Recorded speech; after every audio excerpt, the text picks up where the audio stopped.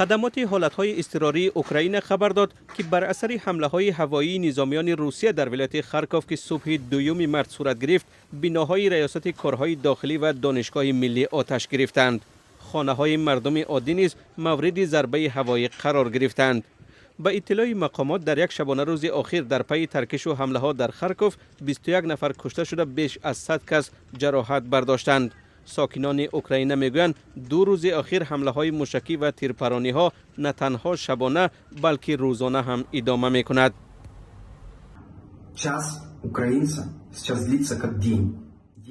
حالا هر ساعت برای اوکراینی ها برابر به یک روز و هر روز برابر به یک سال است. این بسیار دردناک است.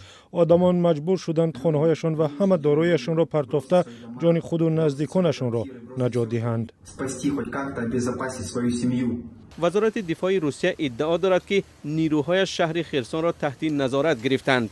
مقامات روسیه همان ادعا دارند که این جنگ نه بلکه یک عملیات نظامی در اوکراین است.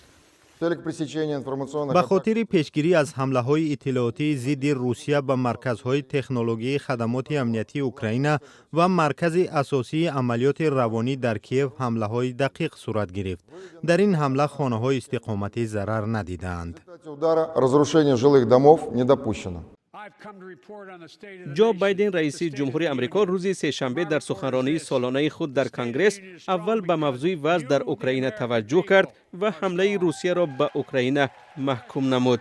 و گفت که پرزیدنت روسیه ولادیمیر پوتین پاداش این عملش را خواهد گرفت.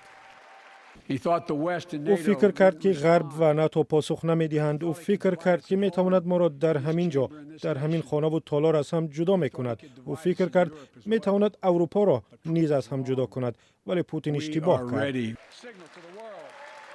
پرزیدنت آمریکا از کنگره خواست که تقریباً 6.5 میلیارد دلار دیگر برای اوکراین جدا کند.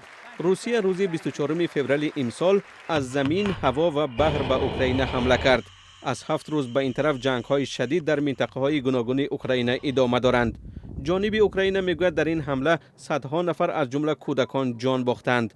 روسیه تاکنون به طور رسمی شماره سربازان کشته شده خود را اعلان نکرده است.